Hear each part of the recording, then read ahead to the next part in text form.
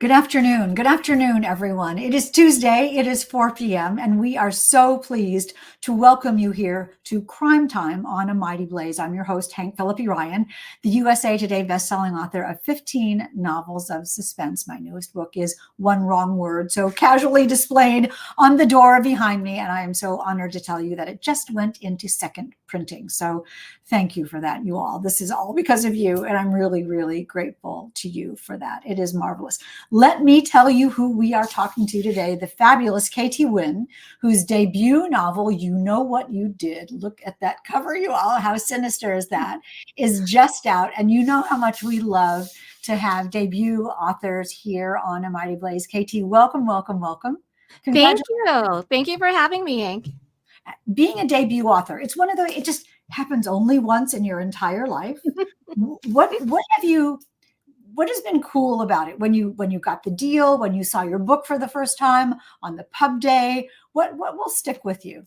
I think what will stick with me the most is the first time you see a review that's positive and the person actually got what you were trying to do. And it's somebody reading it, like on Goodreads or wherever, it's somebody reading it outside of yourself, outside of your editor, outside of your agent or another writer friend. It's just a regular person reading it, and it's so rewarding. That's so interesting because we sit in these studies for a year or however long, just listening to our own brains and then crossing our fingers for the agent and crossing our fingers for the editor. And then a real, kind of forget, don't you, that a real person who we don't know. Yes. What was it that the person said that you loved so much?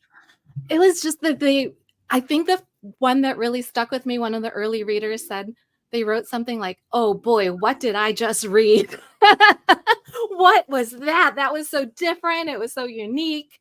And it really was what I was trying to do with the book, was to have a thriller, but have it be a little different. So.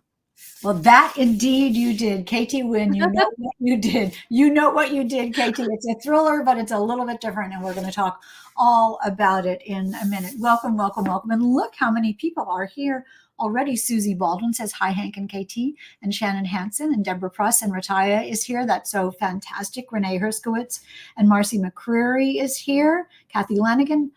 The gang's all here. We are so proud to have you here, Katie Nguyen, with You Know What You Did. If you are new to A Mighty Blaze, if you have not been here before, welcome, welcome, welcome.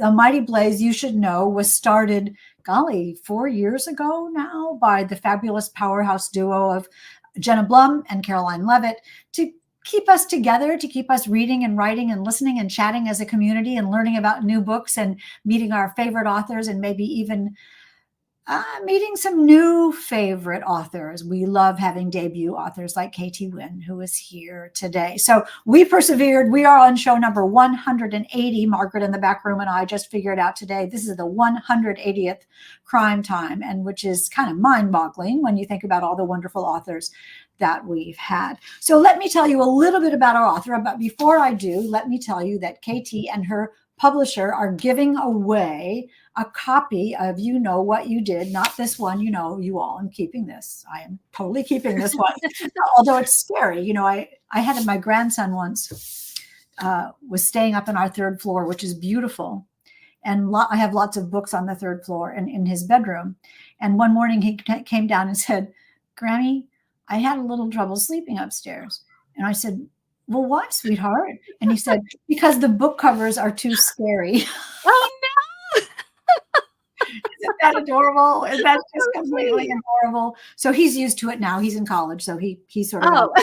Oh. So let me tell you a little bit about our author and about her creepy, scary, wonderful book. Rataya said, hey, Rataya, my first time with Mighty Blaze, and I'm so happy it's with KT because I love this book. Says Rataya. That's marvelous. Welcome, welcome home. Katie Nguyen is a former magazine editor. Her features have appeared in Glamour, Shape, and Fitness. Oh, I forgot to tell you. I got so off on my grandson. So to enter to win a copy of You Know What You Did, just leave a question or a comment or just some general applause for KT in the comments, and we will choose some questions afterwards. But all of you who say anything at all, like I want that book, or I love KT, or I love Crime Time, or whatever you want to say, are entered to win this novel. Anyway, KT Nguyen, a former magazine editor. Her features have appeared in Glamour, Shape, and Fitness. After graduating from Brown University, very cool, she spent her 20s and 30s bouncing from New York City to San Francisco, Shanghai, Beijing, and Taipei, and now has settled just outside Washington, D.C. with her family. KT enjoys native plant gardening, jigsaw puzzles, playing with her rescue terrier Alice, and rooting for the Mets. You Know What You Did from Dutton, which came out April 16th, is her debut novel. Susie Baldwin says, congrats on 180 episodes. Love Hank and Crime Time. That's so nice. Well, we love you too, Susie Baldwin. We love having new people here at Crime Time, and we absolutely adore when people come back. It means that you're here with us. You're here with us, and you love meeting new readers for your community of readers, and meeting new authors and hearing about new books. So let's hear about You Know What You Did by KT Nguyen. I want you to tell us, KT, how you would describe this story. I wouldn't dare. You describe it. I like to describe it as The Shining meets Celeste Ng. It's a little bit psychological horror, a slow descent into madness, and it's also family drama, domestic suspense. So The Shining meets Celeste Ng kind of encapsulates it. That's perfect, isn't it? That comparison is really perfect, because it seems on the outside like it's a perfectly reasonable family with a hardworking parents and diligent who love their children, and the children are quirky, but that's okay because kids are kids in a setting that's very, very attractive. And then as the story progresses, it gets weirder and weirder. So The Shining meets Celeste Ng. What was your entree into the story? What was the first idea that you had? The first idea I had was I was walking my dog one day, and I have obsessive compulsive disorder. That's a big part of the book, the mental health aspect. And I thought to myself, I had read Stephen King's book on writing recently, and it was fresh in my mind. And I thought, he says to ask yourself, what if? And I thought, what if my intrusive thoughts from my obsessive compulsive disorder, what if those intrusive thoughts came to life, manifested themselves in real life? That would be true psychological horror for me. And that was where the story came from. And the tagline, if thoughts could kill, was perfect. That's what the book is about. Yes. I mean, it's fascinating because it shows the power of our minds. We know we can make ourselves sick. We can make ourselves feel better. We talk about, oh, I'm worrying to death. I mean, and if that came true, how scary that would be, because most of the time we can say to ourselves, oh, that's never going to happen. You're just worrying too much. Forget about it. And we let it go. But what if you can't let it go? So take us a little bit into the story. You said The Shining meets Celeste Ng. Who is your family, and who is your main character, and where are they? My main character is Annie Shaw. Her given name is An Lê. She's a first-generation Vietnamese-American refugee, and she's a painter. And once her mother dies, that's kind of the beginning of the story, her mother dies, and she begins to unravel. Her dormant OCD comes roaring back, and she finds that the thoughts in her head might actually be coming true. And she ends up spiraling, and this isn't a spoiler. She ends up waking up naked in a hotel room next to a stranger, a lifeless body. That's a problem. I mean, that's on the background wall, so that's not a spoiler. KT did not give us a spoiler, but you can understand. I mean, it's interesting because talk a little bit about who the other characters in the book are. We know Annie, and we know her mother who has died, and we'll talk more about her in a second. But she has a daughter and she has a husband. So talk a little bit about who they are and where they are. Annie lives with her husband, Duncan, who was her knight in shining armor in college. She met him in college, and he's a journalist, a Pulitzer Prize winning journalist. And her daughter is a moody, rebellious, sulky teenager who I actually patterned after a designer that I worked with once who was very young at a graphic designer who I worked at with in my day job. Um, so it's really funny. The people, my daughter couldn't be farther from that, but it's that whole kind of moody, rebellious attitude. And we've all sort of been there or known someone who is absolutely like that. I wonder if you named your Tabitha, after Stephen King's wife. No, no, I didn't. It's just a coincidence. Sure. I don't know how it came to me. So one of the things that is marvelous about this book, and if you just joined us, and I see a few people did, Renee is here, and Shannon Hansen is here, and Kathy Lanigan is here. You know what you did is a wonderful multi-generational mother-daughter relationship story as well. Can you tell us why that was important to you to include and have be such a linchpin of the story? I think a lot of domestic suspense hinges on a buried secret or a past trauma. And in this case, the character is a first generation Vietnamese refugee. And her past trauma is closely wound to her mother's experience coming to this country during the war. And so in that way, it's like your typical domestic suspense. What's different is it's somebody coming from another country during the war. But the idea of character is still the same. Healing from a past trauma and that scar. And I think you have a wonderful line. Let me just look and make sure I get it right. When you're talking about mother-daughter relationships, you talk in the book, you say there's a line that's the bonds that once kept you safe can also strangle you. So that connection, I mean, I thought that was so profound because the connection between mother and daughter is so strong, but it also can be too strong. I think the book is really about everyday horror, psychological horror.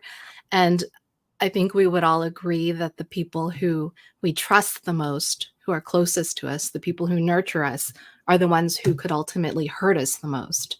Because we're the most vulnerable to them, and they know us better than anyone. Exactly. And knowledge can be turned into a very sharp weapon.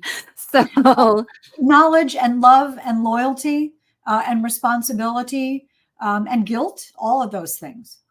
exactly. And there's a point when, I mean, I'm a mother myself, when your nurturing can become harmful. Mm. I think that in this age of helicopter parenting, we see that when you might be trying to help, but really you would be helping more by letting go. And that's one of the journeys in this novel as well, when you're helping by letting go. Let's talk a little bit about, though, Annie and her mother, and then Annie and her daughter, and the sort of letting go. Annie's mother, who came from Vietnam, is a hoarder. I mean, a really scary, creepy hoarder that Annie is embarrassed about and doesn't want to face. But she does, because of the fear of not having anything. She explains. Can you talk a little? I don't want to explain it. You explain it. Talk a little bit about why the hoarding is important and the understanding of the reasoning behind it is important. I think the hoarding is one form of obsessive compulsive disorder. It's one compulsion that comes from obsessive compulsive disorder and also PTSD. I think you might see this in a lot of refugees who are forced to leave everything behind. And the trauma of war and of that whole experience, they begin to overvalue certain items, whether it's newspapers or boxes or books, just collecting things and building these walls around themselves that make them feel more secure. Mm-hmm. I think that's pretty common with people experiencing war-related PTSD. Because they have seen that everything can be taken from you. Yeah. At any moment, which is what this book is about as well. If you just joined us, we're talking about You Know What You Did by K.T. Nguyen. That everything that you know and everything that you rely on can be taken from you. And I also, so you keep things to reassure yourself that you exist. If you have things, you exist. But I And also you're in control. Like you feel like you have some modicum of control over your life. And I also think so brilliantly in this book, you also sort of let us know that thoughts can be hoarded too. That sort of having an OCD condition means you are hoarding certain thoughts and keeping them as barriers to your existence. I think with OCD, the intrusive thoughts are most often something you can't control. Like they can dictate your actions 24/7 and make you feel like a prisoner in your own body, really. And that's just however that manifests itself, the intrusive thoughts, you might feel like you need to engage in washing your hands or a different compulsive behavior to try to quiet those thoughts. And Annie trying to quiet those thoughts is such a tender journey for us and so revealing to us to see how the slightest thing can take her off track and focus her on something else. And we completely understand it. You've made her so utterly relatable. And her desire to balance the past and her culture with her future, which is her constant struggle. Very much so. I mean, the portrayal of Annie and her OCD is very closely drawn from my own personal experience. I think that's why it was really important to me to portray OCD in a really raw, visceral way, um, so that people could see, in contrast to portrayals on popular media of, it's this quirky, silly thing. Somebody has to always have their shoes lined up a certain way or, lighthearted. OCD can actually be very dark. The thoughts can control you and make you feel trapped in your own mind. And so it was really important to me to portray that horror in a realistic way on the page. How did you work on that? How did you do that? Can you take us through that? A lot of the kind of psychological horror incidents in the book are based on past news articles I'd read, things that can happen that I think many people would read and just dismiss as, oh, that's a really unlikely, that won't happen. But when you have OCD, it doesn't matter if it's not likely. The fact that there's any chance it can happen, it becomes really inflated in your mind, and you just fixate on that tiny, tiny percent of a chance. And how long have you known that this is something that you'll be dealing with? Well, I actually wasn't diagnosed until I was well into my 20s. And luckily for me, because there is a strong genetic component to my OCD, half of OCD cases are hereditary. Hmm. And there is this very strong genetic component, a biochemical component. Once I was diagnosed after my daughter was born, I saw a specialist, and I think that's really important. So you can get an accurate diagnosis. And I began medical treatment. And luckily, because in my case, personally, it's genetic and biochemical, it changed my life. It went from night and day. What do you think about that? I feel so lucky. I've read about people who have had an experience like this, or through exposure therapy, they're able to manage their OCD really well and change their lives. You do immediately feel a sense of regret. All those years that you spent trapped when you could have been free, like your mind could be free, you feel like this sense of lost time. But that's just a passing thing. Like now, I'm just so grateful. Right. And you're here in the present with this marvelous book in which you have, I mean, did you feel courageous to go ahead and tackle it in this and be so public about it? I mean, I wouldn't be asking you about it if you weren't so open about it and seemed to want to talk about it. And you've used it so beautifully and relatably in this novel. I mean, when you sat down at your desk or wherever you write, did you think, should I do this? No, because I don't think there's any shame in it. I think the shame is and not doing something about it if you can. Because what drove me to really pursue an expert in OCD and to get an accurate diagnosis and treatment plan was because I had my daughter and she was a baby, and I thought, I want to be able to do things with her and not pass these habits on to her, like not limit her life. And so I'm very proud of that. Yes. And you should be very proud of this novel as well, because it opens up the conversation to a lot of people who will see themselves in Annie. The story has such an interesting and cool shape, KT, because it starts out sort of, the reader thinks it's sort of going to be one thing, almost sort of typical domestic suspense. And I love domestic suspense. So by typical, I mean wonderful. Typical, wonderful domestic suspense. And then it darkens and turns in this gorgeous, gradual way and draws you in, and the reader realizes, oh, I'm not reading what I thought I was reading. And then it kind of does it again and again. Can you talk a little bit about how the shape of the story developed and how you decided when to let us see another possibility? If I'm being real careful here.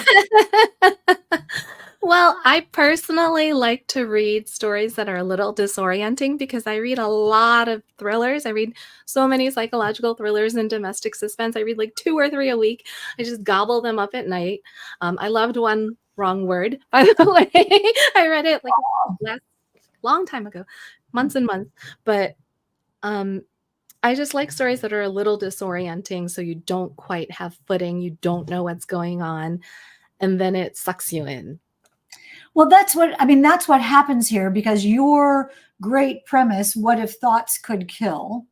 And it's sort of, and you were talking earlier about how Annie's idea of what might happen sort of does happen. And there's a line between what might be just worry that someone is making up, and maybe that it is real, that maybe she's not wrong. Maybe this really is happening.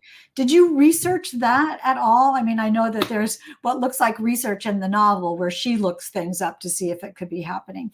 Can we tiptoe around this a little bit? Well, I think that you're unsteady. You don't know what's going on. You don't know if there's a supernatural element. You don't know if there's simply an unreliable narrator. You don't know what's going on. Well, I think that's brilliant what you just said, because the unreliable narrator part, you have made us love Annie instantly from page 1, instantly, and understand her, we think. And also, though, we realize that we're seeing the world through her eyes, and her eyes are a little different, but we still love her. We understand her. Let me put it that way. We think we understand her. And then at some point we think, well, what if we're wrong? What if she and I, what if the reader and Annie, what if we're just totally wrong about this? Did you plan the thing? I'm so sorry. It's not funny. Here are Katie and I trying to talk about something that we cannot talk about, because you to read, what you did. But I mean, I'll babble a minute. Spoiler free, says Margaret in the back room. Absolutely so. Think about The Shining. Think about The Shining. And nothing like this happens in the book, you all. But when the wife realizes that the husband has been typing the same thing over and over. Right. And there's that gasping moment in the book where our whole world changes. Yeah. In a good novel, like what you did, there are going to be some of those moments. Did you know what those moments were as they arrived, or did they evolve to you? I'm very much a pantser. I sit there and I write, and the character does what she does, and the story unfolds from the character. Yes. And so as you're writing, and if you don't really know, I write the same way. And there are days when you think, are you kidding me? That's what happened? That's what you're going to say or do or think or Panzer klaxon, bee-ba, bee-ba. Here come the people who have no idea what's going to happen. So are you surprised every day when you write? I am. I mean, I am. The characters are surprising.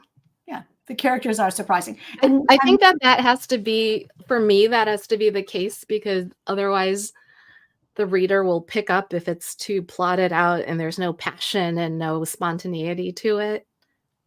Sylvia's saying the most encrypted crime time. Like, we're talking on many levels. We don't want you all to know. But I guess the thing is that we believe the world the way Annie tells it to us. And then what if something happens and everything is just completely not what we thought? When as you're editing a novel and you go back through what you've already written, were there moments in the later edits where you thought, this is going to work? This is still surprising to me. This is still fascinating to me. This is still powerful to me. I mean, sure, definitely. I think that in any editing process, I think you reach the point where there's a short period where you hate everything and you're so tired of it. But then, yes, there are periods when you go back and you read it and you don't remember that you wrote it. I think the best writing experience for me is when the next day I'm cooking dinner or I'm doing something and I think, what was that good book I was reading? And then I remember it was something that I was writing and I just got lost and wrapped up in it, the same experience you have when you're reading something. You are bringing tears to my eyes, I have to say, because every time, knock on wood, that I write a book and I'm editing it, there's a point where I forget I wrote it and I'm just seeing what happens next. And then I think, oh, you're supposed to be looking for commas. You're not supposed to be just reading this. You're supposed to be looking for continuity, but you forget. And what do you think about? I mean, Sue Grafton used to call that the magic. There's a thing that happens. What do you think about that? I think that's exactly the reason I started writing, because I was working a marketing job. I was actually flying from DC to San Francisco every week. I commuted Monday and I came back Thursday. And it was like somewhat grueling. And I thought, I want to do something more creative. What do I want to do with my time at this point? And I thought, I want to experience this kind of magic where I'm being creative and I just don't realize the time's passing. That's what I want to do for my job. Yes. And that is when you're in the zone of writing, that is how it feels. I've done some of my very best writing on JetBlue, I have to say.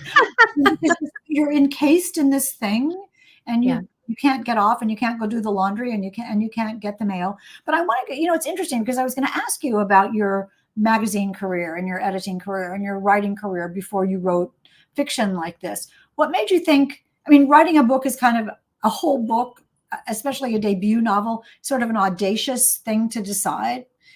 It's a sort of mixture of being super confident and super naive, right? Like, I'm sure I can do this big thing. So why did you think I don't mean to ask a silly question, but why did you think you could do this? I actually was working with a mindset coach named Camille Pagan. She's also a bestselling author. I don't know if you know her. She writes a very different genre. But she was my mindset coach and she just walked me through. Basically, the question was, what do you want to do? And what if you could do it? And so, very matter of fact, I'm not a very woo-woo person in terms of visualizing or anything like that. It was just start from a 3-act structure, write 3 paragraphs, and then write paragraph 1 and paragraph 2. And that's what I did. I didn't read about writing books or publishing, and I didn't get bogged down with all the scary things about publishing, because if I did, I might not have finished the book, to be honest, if I had known all this scary things. So I didn't. I just wrote every day for 2 hours. I'd write in the morning before my work, and then the book was done. And then the next step was just trying to send it out to agents. So it was just one step at a time, focusing on that. I mean, I tell my writing classes sometimes it's just arithmetic. You just add and add and add and add and add in little increments. And when you keep adding those increments, then eventually you'll have a book that you can work on, and then make it better. How was your publishing journey so far? Your first one, not in magazines, uh, fun, scary, rewarding, rocky? Not rocky, definitely rewarding. And one of the best parts, and why I know I made the right decision, was the other writers, the writing community and the crime writing community. Everyone is so supportive, and in publishing, and my editor, my agent, everyone is so smart. It's it's a really stimulating environment. So I definitely, like, just as a job, it's a really good job because your coworkers are great. They're really interesting people. Yes, and you can get up and go to sleep whenever you want. That's one of the good things. That's That one of too. the good things about it. Did you think that your magazine career helped you with the writing process, with beginning, middle, and an end, that deadlines, whatever? Oh, for sure. My magazine career definitely helped because you're just learning how to you interview someone, you gathering background, you turn it into a story. I mean, this. It's just crafting that narrative, and it's the same thing with the book, and also being able to process and implement edits from your editor. I think that was a huge part. Not everyone is used to doing that, and I think if you have a background in magazines, you're used to that. But How publishing editors are a lot nicer than some magazine editors. we saw the Devil Wears Prada. We know what that's like. We know what that's like. Is that really true? The Devil Wears Prada? I think it is. Yes, I was at Glamour, which is a much friendlier magazine, but still in that same Condé Nast building. In that same building. Yeah. I just think when this is over, you and I'll just talk. We don't need to do it here. We don't need to do it here. It is so marvelous to talk with you, and I'm glad that this has been such a wonderful journey for you. Are you working on another book? I hope. I am. I'm about 40% of the way through another book that kind of draws on my experience in beauty and fashion. It's also a psychological thriller. Um, but I did set it aside for a while just while I'm doing this whole debut and launch and everything. And I'm excited to get back to it this summer. Well, this is as Margaret in the back room says. Here is Katie's website for all the details, and the book is her debut. You Know What You Did by Katie Nguyen. It is propulsive. It is surprising. It is dark and thought provoking, and in the end, I'm not going to tell you what it is in the end. But you will be delighted that you'll read it, and you never think of Katie the same way again. And I'm talking about power. I am talking about superpower. So let's take some questions, Margaret. If we have questions, I've seen them go by. Oh, Katie, what a good question that is, Katie. What did you learn about yourself after writing this book? What did I learn about myself? I learned that I'm in a better place with my OCD than I thought. I thought writing some of these really vivid scenes would maybe trigger my OCD again, but it didn't. I was able to just write with that proper distance. I mean, I wondered about that because in the book, when something happens to Annie, that triggers it again. And so I was sort of hesitant to ask you if you had worried about that, because what if you hadn't worried about that? Then I would have brought it up, and that would have been not good. So I'm happy that you talked about that. Happy that you talked about that. What did you do on Pub Day, says the fabulous Deborah Pruss? On Pub Day, I actually did some Instagram lives. I went into a bookstore, in my local independent bookstore, and I signed some books, which was really exciting to see my book in the store. Oh, and yeah, I posted about this on Instagram. Well, the most challenging thing was I had to parallel park to go to that bookstore. Yeah, don't even do that. It wasn't a pretty sight. No, that's not a pretty sight. It's very rewarding when it works, though. Sometimes it just works, and I don't do it often enough. It's a challenge. It's definitely a challenge. Who else has a question? Which relationship, says, is it Rataya or Rataya? You should tell me. Which relationship was the hardest to write or the funnest? Well, the easiest was Annie, the mother, because her experience with OCD is based on my own. We're very different personality-wise, but a lot of her her feelings are drawn from mine. The daughter was probably the most fun to write because I never had a chance to be a bratty teenager. So that was fun. She's very petulant, you all. She has Yeah. some wonderful petulant lines, and you can really hear her voice in your head. And it's fascinating. Some people, I'll read comments where people say, no teenager would act like that. And then others who are like, every teenager acts like that. Yeah, definitely so. I agree with that. I agree with that. Did you come up with the book's title? Asks the wonderful Renee. If not, who did? My wonderful editor at Dutton, Lindsay Rose, helped. My original title was far too long and cumbersome. It was You Won't Like What You See. Way too long, way too cumbersome. And she found this line in the book and said, what about this? I mean, when you just said that, I thought her first book title was way too long and cumbersome. That's a weird title. No, she was describing it. I was picturing that on a cover. That would not work. Anyway, who's on first? Exactly. That's what we're doing here, you all. Marlene says, hey, Marlene says, parallel parking. You are me. You are all of us. You are all of us. Do we have one last question about what you did? I saw somebody asking, how long are you touring? Will you come to Massachusetts? I think Marcy McCurry had a question. Congratulations, Marcy, on your new novel. Marcy says, how long did it take to write? And how much time did you spend before submitting it to an agent? And you all should look for Marcy's new novel. Takes place at in the Woodstock era. Marcy, if you'll put in the chat what the title of it is. Summer of Love. I read it. Oh, Summer of Love. Okay. Very twisty. Great characters. Yeah. Summer of Love. Thank you for that. So Marcy, the fabulous Marcy says, how long did it take you to write and how much time spent before submitting to an agent? I think I wrote it in about, soup to nuts from when I typed the first letter to when it hit the shelves was 3 years. So that includes finding the agent, editing with the agent, editing with the editor. So maybe about 18 months writing the draft. And that makes sense. That's a reason. The Summer of Love and Death, says Marcy. Thank you. Yeah, we'll just add the death part and make it a the death, yes. Congratulations, Marcy.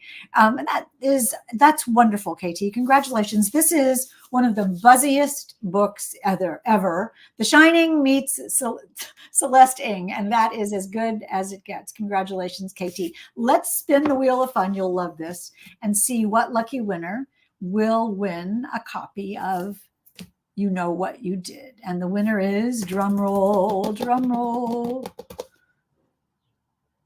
Sharon Bishop. Wonderful. Sharon Bishop is a marvelous fan and a marvelous friend of Crime Time. And one of the reasons Sharon is such a stalwart, and I'm so glad she won, is like Kathy Lanigan and like so many other people who join us here on Facebook, they come to live events. And KT and I can not begin to tell you how much difference that makes. Doesn't it, KT, to see a real person at your event? Definitely. It makes such a huge difference, and it's so much fun. Yes, and it's more fun than an empty chair. That is definitely true. So Sharon, you'll get some information about how to contact me, and I will contact KT's publicist, and we will get you your book. Meanwhile, KT, thank you so much for coming this week. Let me quickly put you on pause for a second and say that tell you all that next Tuesday at 4 p.m. ET, Nikola Solvinich, The Hunter's Daughter, Nikola Solvinich's The Hunter's Daughter, look at that, is a deer with antlers. You see that? And then you can also see the person in the middle. If you loved The Marsh King's Daughter, you will also be very fond of The Hunter's Daughter by Nikola Solvinich. Nikola Solvinich. I want to make sure I get that correct. So we will be here with her next Tuesday at 4 p.m. ET, and we hope that all of you will be here too. KT, happy Pub Day. Happy Pub Week. Happy Pub Month. So exciting for you. And Sylvia says, great conversation. I agree. Thank you, everyone, for coming, and thanks for having me on, Hank. This was wonderful. My complete pleasure. I hope I'll see you at Thriller Fest. Yes, for sure. All right. Thriller Fest, yes. It's a date. And you all, we have a date for next week at 4 p.m. ET right here on Crime Time. And remember, until then, it is always safe inside a book. And we will see you next time.